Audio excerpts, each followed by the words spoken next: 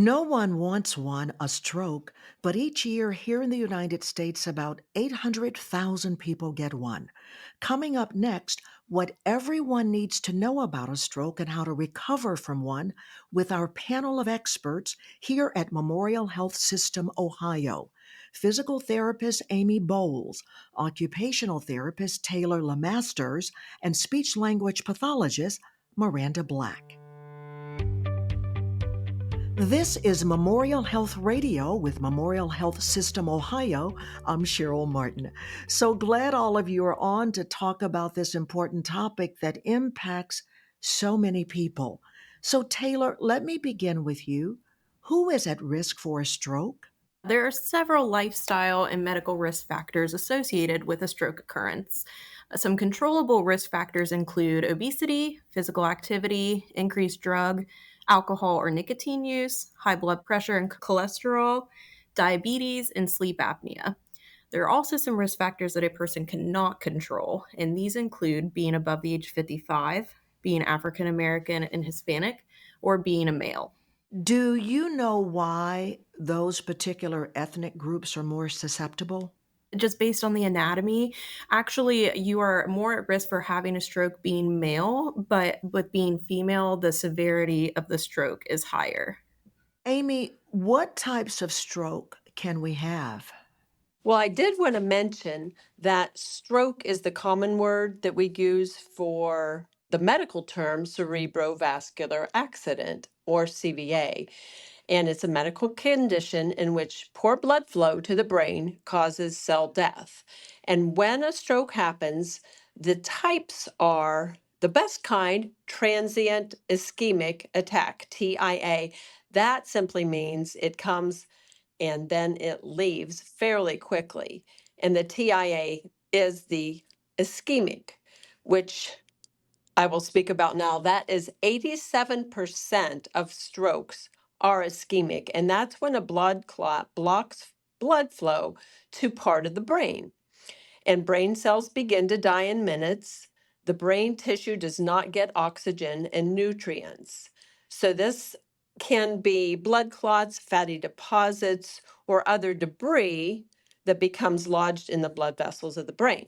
And then the other type is the hemorrhagic stroke, in which a blood vessel in the brain ruptures or breaks and it spills blood into the surrounding tissues. So when that happens, the blood increases pressure on the brain and the cells get damaged and die. What are the symptoms of a stroke, Miranda? There are many different warning signs of a stroke, and they can vary in the symptom itself and in the severity. It's very important to recognize these warning signs and act quickly if you observe any of these. The traditional acronym for recognizing stroke symptoms is known as FAST, which stands for face, arms, speech, and time. The F stands for face. Ask the person experiencing the potential symptoms to smile. Does one side of the face droop? Is there facial symmetry? Or is there an observable change? The A in this acronym stands for arms, arm weakness. If you raise both arms, does one arm droop, or is one arm unable to move up?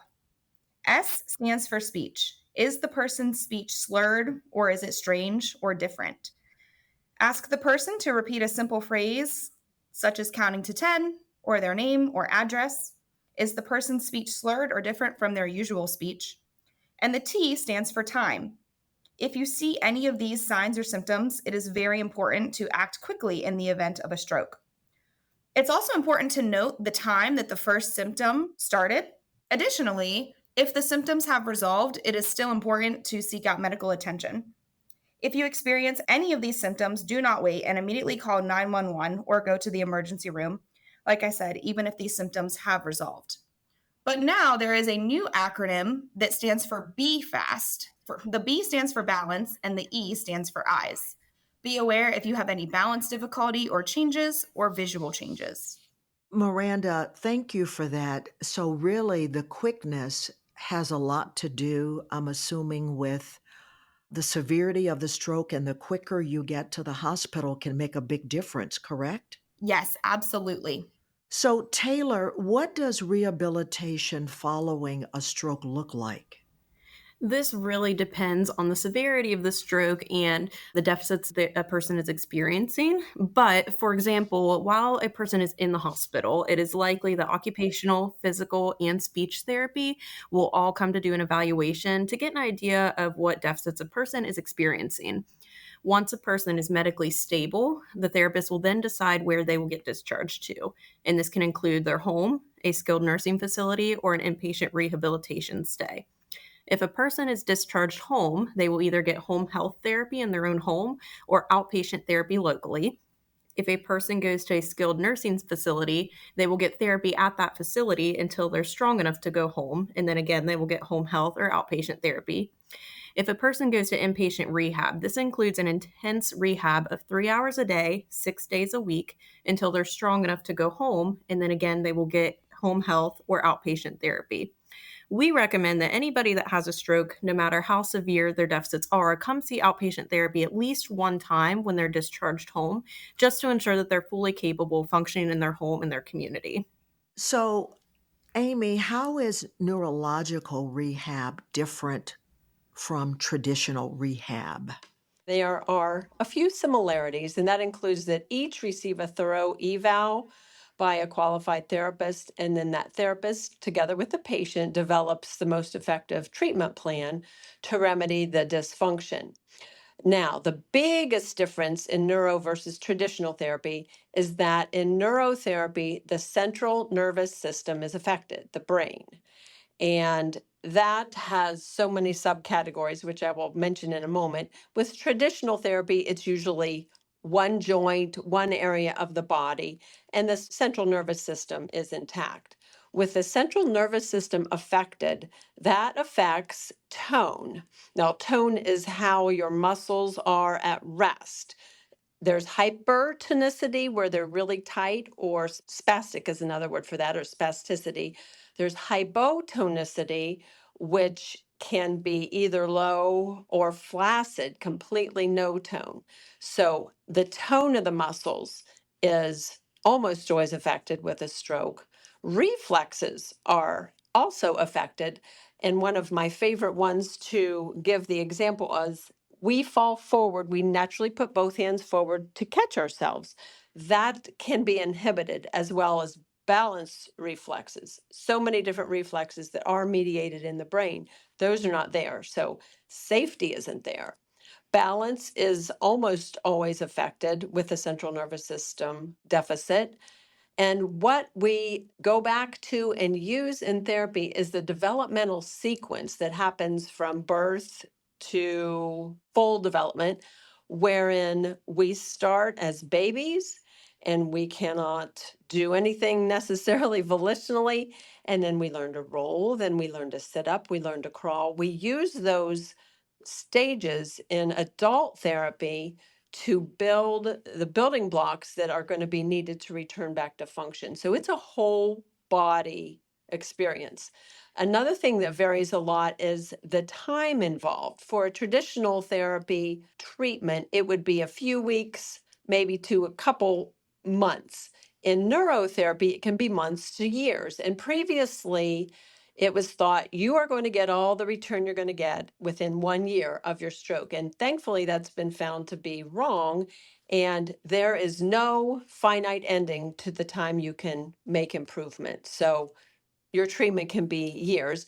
Many times that is a therapeutic time in therapy for a few months. And if you hit a plateau in your progress, then you'll take a break from therapy. And when you notice more healing happening, you'll come back and resume and make further progress.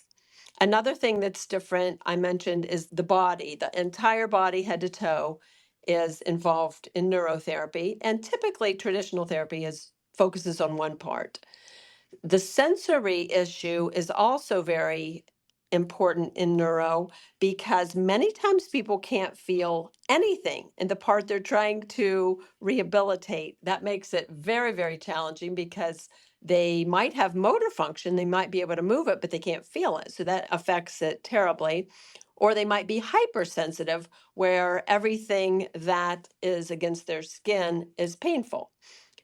Another thing that's very different is typically who's involved. And usually with traditional therapy, it's just the patient. And with neurotherapy, there can be family, caregivers, support group. Early on, there's the regular doctor, the physiatrist, the rehab nurse, dietitian, all the therapists, PTOT speech, also recreational therapy, social worker, psychologist, chaplain. It's a big deal. And that's another difference in the therapies is this is a complete change in function. You're yourself until your stroke, and then with your stroke, you're a new person. And so you're learning to function in an entirely different manner, which takes all kinds of support, which is the last thing I'll mention in the differences. With stroke rehab or neuro rehab, we use a variety of durable medical equipment, and that can evolve over time of recovery from braces to canes to walkers to wheelchairs to special beds, and the list is endless, but there's a lot more involved in neuro rehab. Thank you, Amy. Now, what is a certified stroke rehabilitation specialist or CSRS? Taylor? Yeah, so I am actually a certified stroke rehabilitation specialist. I got this certification back in June of 2023. And in order to obtain the certificate, you have to complete a series of seminars, including an online seminar, and then 3 days of in person classes and labs, discussions, 3 full days of in person learning. After this, you have to pass an online examination and then you obtain your certification. In order to keep this active, you have to complete extra continuing education specifically with stroke rehabilitation. And this will ensure that we have all the latest evidence based practice and research driven rehabilitation techniques for those patients who have experienced a stroke. Okay. Now, are there any support groups locally for patients or their caregivers after having a stroke? Miranda? Yes, Memorial Health System actually provides a monthly in person stroke support group for patients that have experienced the stroke themselves and family members or caregivers. This group has been meeting for well over 10 years. And in July, we had the opportunity as a therapy staff to take over the planning and organizing of this stroke support group. We have really enjoyed this opportunity. As a therapy team, we get to walk alongside of our patients in their recovery process, but now we get to continue to support them, but in a different capacity. This support group meets on the second Tuesday of every month. It meets from 5 to 6 p.m., and it is located at the Frontier Outpatient Therapy Clinic, which is located at 158 Grove Street in Marietta. The meeting includes social support, informational speakers and presentations, leisure activities, community outings, and more. We love to welcome new members, caregivers, and family members. It's also important to know that this group, even though it is facilitated by Memorial Health System, it is not specific to Memorial Health System patients, and we would love for new members to join us from all over the Mid-Ohio Valley. If anyone would like additional information about the stroke group, there is a Facebook page, and it is titled MOV Stroke Support Group by Memorial Health System.